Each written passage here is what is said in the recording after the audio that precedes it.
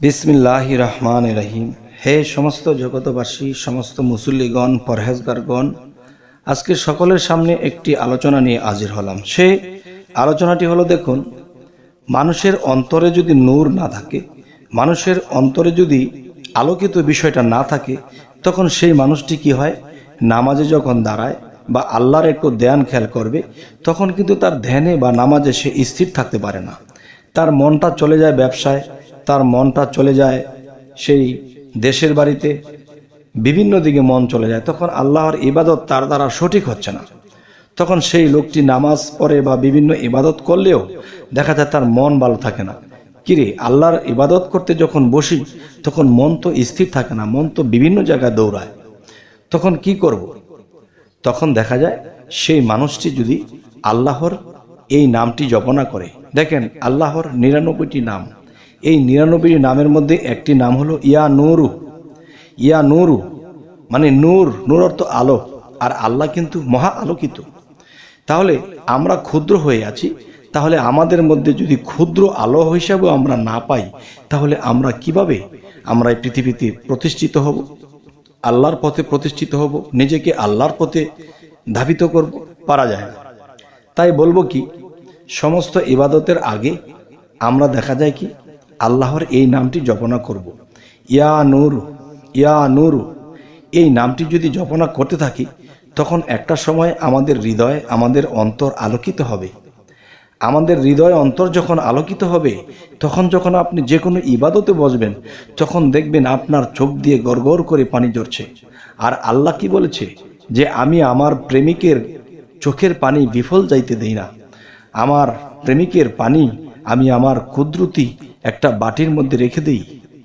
যদি কোনোদিন তার জীবনে কোনো পাপ বা কোনো কিছুর জন্য সে দোজক ভোগ করতে হবে, তখন তার সেই চোখের পানি দ্বারা আমি যখন সেই পানিগুলো দোজকে নিক্ষেপ করে আবো সেই ফেরেশতাদের দ্বারা, তখন কি হবে, তখন তার সেই দোজকের আগুনগুলো নিভে যাবে। তখন কি হলো, এই চোখের পানি আমাকে দোজক থেকে বাঁচিয়ে দিল। সুবহানাল্লাহ, আলহামদুলিল্লাহ। তবে হে সমস্ত জগৎবাসী, তবে আরো একটি কথা ফাঁকে বলে নিই, যে অনেকে একটা কথা বলতে পারেন যে আপনি জগৎবাসী বলেন কেন?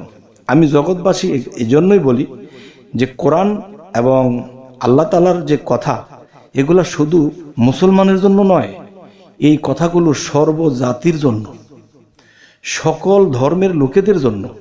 যদি কেউ বিশ্বাস করে সে ফল পাবে, আর যদি কেউ বিশ্বাস না করে ফল পাবে না। কিন্তু এই জন্য আমি জগৎবাসী বলে থাকি। অবশ্যই আপনারা বুঝতে পেরেছেন, যারা মনে মনে একটা দ্বিধাদ্বন্দ্ব থাকে তিনি জগৎবাসী কেন বলে। জগৎবাসী আমি এই জন্যই বলি। আচ্ছা, তাহলে এখনকার যে আলোচনাটি আপনাদের সামনে করতেছি, যে অবশ্যই আপনারা যখন আল্লাহর ইবাদতে বসবেন, আল্লাহর ধ্যানে বলবেন, আল্লাহর এই খেয়ালে বসবেন, তখন অবশ্যই কমপক্ষে ১৭০ বার আপনি ইয়া নূরু, ইয়া নূরু, সময় লাগবে না, 10 মিনিটও লাগবে না, এর আগেই হয়ে যাবে। ইয়া নূরু এই নামের জিকির যখন করবেন, তখন আপনার অন্তর পবিত্র হবে, আপনার অন্তরে আলোকিত হবে। তখন সেই আলোকিত মন নিয়ে যখন আপনি বসবেন, তখন আল্লাহ কিন্তু মহা আলোকিত। আর আপনার মধ্যে যে ক্ষুদ্র আলোকে দাঁড় করিয়েছেন, তো দুইটি আলো মিলে যখন একটি আলো হয়ে যাবে, তখন আপনার চোখ দিয়ে গড়গড় করে পানি পড়তে থাকবে, আপনার জীবনের পাপগুলো খসে পড়তে থাকবে। তাই বলি কি, আমরা আজকের পর থেকে ইবাদতের আগে আমরা অবশ্যই এই নামটি জপনা করব। আচ্ছা, শয়তান স্থান নেয় কোথায়? শয়তান অন্ধকারের মধ্যে ধাবিত হয়, অন্ধকারের মধ্যে স্থান নেয়। আর যখন আপনি ইয়া নূরু এই নামটি যখন জপবেন এবং জিকির করবেন, তখন আপনার অন্তরাত্মা যখন আলোকিত হবে, আর সেই আলোকিত স্থানে শয়তান আসতে পারবে না। আর শয়তান যদি আসতে না পারে, তখন কি হবে, আপনি নামাজে, ধ্যানে বা আল্লাহর খেয়ালে ডুবতে পারবেন। তখন কি হবে, শয়তান বলবে যে এমন নাম জপনা করেছে রে, আমি তো অন্ধকারে থাকি, সে তো সেই অন্ধকার জায়গাটাকে আলোকিত করে ফেলেছে। সুবহানাল্লাহ, আলহামদুলিল্লাহ। আল্লাহ আমাদেরকে এই নামের গুণে অবশ্যই সেই সুযোগ সুবিধাগুলো করে দেন, যার ফলে এই নামগুলো জপনা করে বড় বড় ওলি আউলিয়ারা, সাধারণ মানুষ ছিলেন, তারা এই নামগুলো কৌশল করে জানতে পেরেছে যে কখন কোন নাম জপতে হবে। আর এরকম ভাবে যদি কোনো মানুষ এই নামের জিকির করে, তাহলে শয়তান এখানে থাকতে পারে না। সেই অন্ধকার জায়গাটুকু যখন আলোকিত হয়, শয়তান পালিয়ে যায়। তখন এই ফাঁকে একজন বান্দা আল্লাহকে ডেকে আল্লাহকে সন্তুষ্ট করে ফেলে।